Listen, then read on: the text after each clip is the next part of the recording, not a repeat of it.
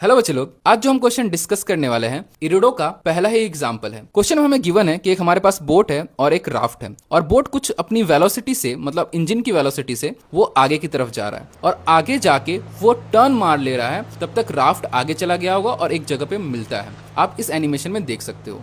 तो पूछा गया है कि नदी की रफ्तार क्या होगी। जितनी नदी की रफ्तार होगी उतनी ही राफ्ट की रफ्तार होगी, क्योंकि राफ्ट भी तो नदी की रफ्तार से जा रहा है। ये आपको समझ में आ गया होगा। क्वेश्चन में हमें गिवन है कि जो बोट है t=60 मिनट पे जाके टर्न मार रहा है, उतना ही टाइम में जो हमारा राफ्ट है वो आगे मूव कर जा रहा है ग्राउंड के रिस्पेक्ट में 6 किलोमीटर। जब ये बोट नदी के साथ आगे जा रहा होगा तो नदी की स्पीड और बोट की स्पीड प्लस हो जाएगी, दैट इज डाउन स्ट्रीम, अगर ग्राउंड के रिस्पेक्ट में देखते हैं तो। और जब ये बोट टर्न ले रहा है तो ये नदी के रफ्तार के विरुद्ध जा रहा है। इसकी जो स्पीड होगी वो अगर मैं ग्राउंड से देखता हूं तो क्या हो जाएगा, velocity of boat minus of velocity of river, that is upstream. ठीक है ना। एक मूवमेंट पे जाके ये दोनों मिल जाते हैं। यहां से जो ए से बी तक पॉइंट गया है वो डिस्टेंस और बी से ए जब आया है वो डिस्टेंस दोनों सेम होने वाला है। अब देखो तो दोनों डिस्टेंस को इक्वल कर देते हैं। यहां पे जाने की रफ्तार कितनी है हमारी, velocity of boat plus velocity of river into का टाउ।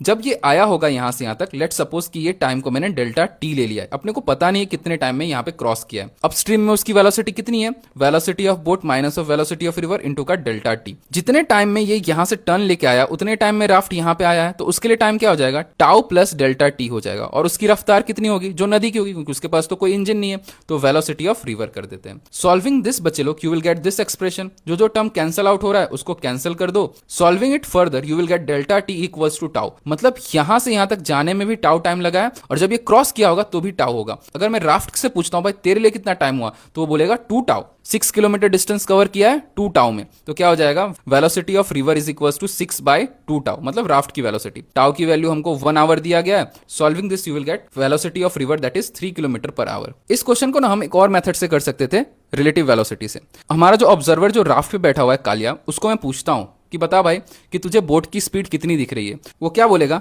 जितनी स्पीड से बोट हमारी जा रही है उतनी ही स्पीड से बोट हमारी आ रही है, ऐसा ही बोलेगा। ऐसा क्यों बोलेगा वो देखो, ध्यान दो। सपोज करो कि आप ट्रेन में बैठे हो और ट्रेन में एक पर्सन ना दौड़ के आगे गया, मान लेते हैं 5 मीटर पर सेकंड से, और वापस से दौड़ के 5 मीटर पर सेकंड से आया है, तो उसकी स्पीड आपको क्या दिखती है, सेम ही तो दिखती है ना।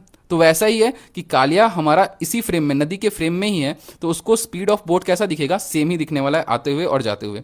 तो क्या बोलेगा, कितने टाइम में आगे गया, टाउ टाइम में आगे गया, और मुझे वापस से कितने टाइम में मिला, तो टाउ टाइम ही बोलेगा वो आते हुए उसके फ्रेम से। अगर मैं ढोलू भोलू को पूछूं भाई बता कालिया कितना डिस्टेंस आगे गया, वो बोलेगा 6 किलोमीटर, कितने टाइम में, तो बोलेगा 2 टाउ। वैल्यूज रखो। तो बच्चे लोग, आज जो हम क्वेश्चन डिस्कस करने वाले हैं ये इरिडो का 1.10 एग्जांपल है जो कि काइनेमेटिक्स पे बेस्ड है। क्वेश्चन में बोला गया है हमको, हमारे पास 2 पार्टिकल्स हैं। एक पार्टिकल को हमने with the velocity of v not at an angle of 60 degree project किया है, मतलब ये प्रोजेक्टाइल मोशन का पाथ होगा, हमारा पैराबोलिक मोशन होगा।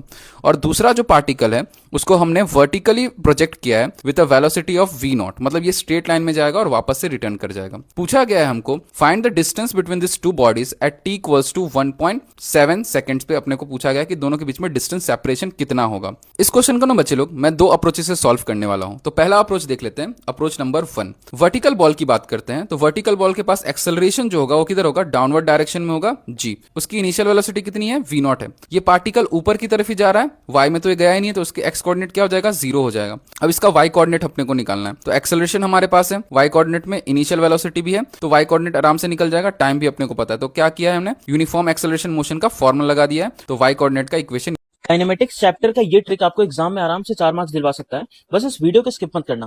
यहाँ पे ट्रिक क्या है ना कि अगर एक बॉल को यू स्पीड से फेंका जाए ऊपर की तरफ और उसी बॉल को यू स्पीड से फेंका जाए नीचे की तरफ, और फर्स्ट केस में वो ग्राउंड को हिट करे t1 टाइम में, सेकंड केस में वो हिट करे t2 टाइम में, तो अगर सेम बॉल को सेम हाइट से सिर्फ रिलीज कर दें तो ये कितने टाइम के बाद हिट करता है। तो इसका फॉर्मुला आपको याद रखना है कि time will be equal to root of t1 into t2, मतलब पहले 2 केसेस में जो भी टाइम लगा है उसका रूट आपको कर देना मल्टीप्लाई करके। तो इसको यूज करके मैं अगर यहाँ पे क्वेश्चन सॉल्व करूं कि फर्स्ट केस में 10 सेकंड लगा, सेकंड में 5, तो थर्ड केस में जब रिलीज की तो कितना लगेगा, रूट ओवर 10 इंटू 5, तो ये टाइम आ जाएगा रूट 50 सेकंड। ठीक है, तो अगर आपको ये समझ आया तो आप इसका आंसर कमेंट में जरूर बताओ कि फर्स्ट केस में अगर 9 सेकंड लगे, सेकंड केस में 4 सेकंड, तो जब इसको रिलीज करेंगे तो इसको कितना टाइम लगेगा ग्राउंड में आने में। जल्दी जल्दी कमेंट में आंसर बताओ। और अगर ये ट्रिक अच्छा लगा